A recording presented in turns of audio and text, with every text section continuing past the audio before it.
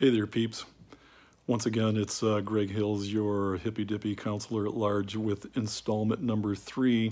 Today I'd like to attack this thing from a different angle somewhat and talk about what is commonly known as loss of control of our use and how you might be able to take a look at that in terms that are relevant to you, how it matters to you. I'm not really concerned about how it matters to somebody else, your probation officer, your significant other, and all that jazz. Ultimately, it comes down to what you think. Although those opinions may be relevant, you're the one that has to decide. I can look back into my own usage history and see that the loss of control actually was starting to manifest long before it really got out of hand and progressed like crazy.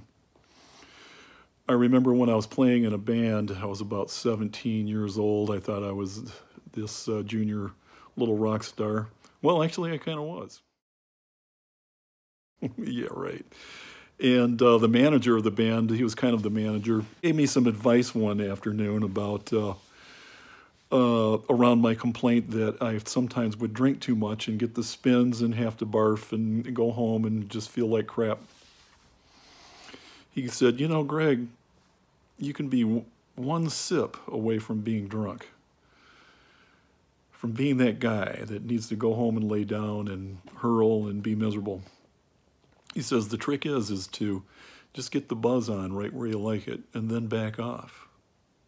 And I'm like, yeah, you know, that makes a lot of sense, man.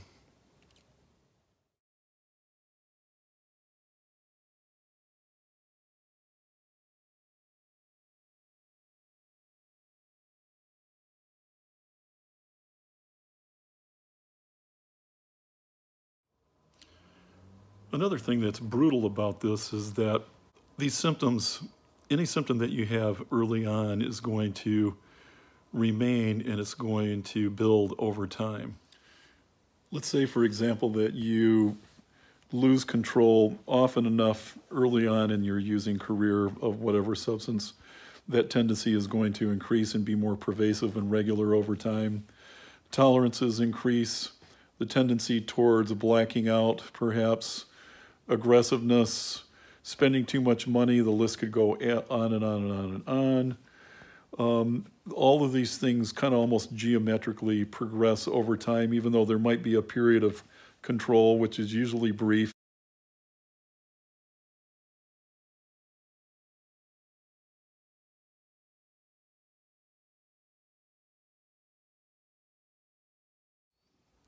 In this period, or this phase, you'll get people not only having brief periods of control, but they might be taking tolerance breaks, and then after the tolerance break is over, or going on the wagon, as they sometimes call it, these people will attempt to change their pattern of their usage or their drinking. This could be switching to beer only or only natural wines, switching from clear liquors to dark liquors, from dark liquors to clear liquors, smoking the A bud only on the weekend and the B bud during the week.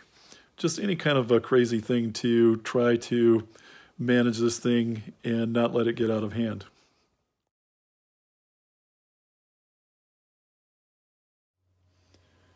For some of us, entire lifestyles have been built up around the use, and we've even adopted these really cocky attitudes in the face of death or severe calamity.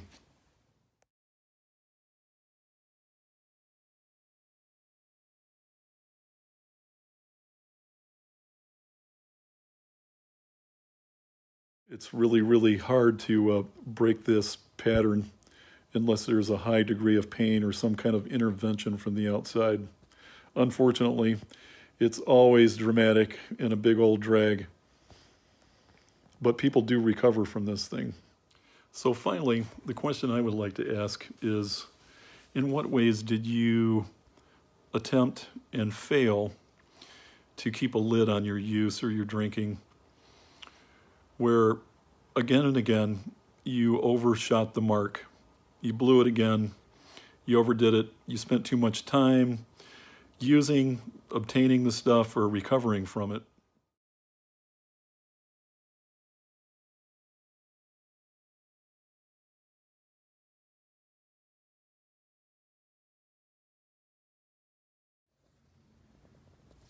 Anywho, check out this little chart that I made up for you guys, all special and stuff.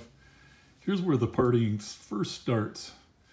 You know, the early days when everything is what I call, you know, fun and shit. You know, when you get that perma-grin and your cheeks get stuck into that perma-grin and it's like, oh my God, this is fun, you guys, I can't believe it.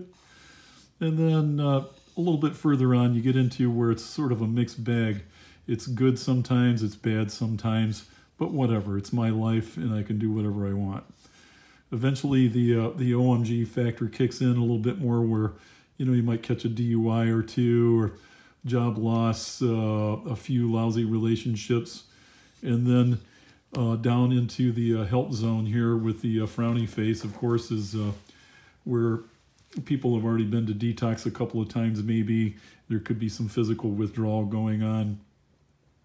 And in its most severe form, you get Nicolas Cage leaving Las Vegas kinds of stuff. Most of the business that I get is in the middle phase, by the way.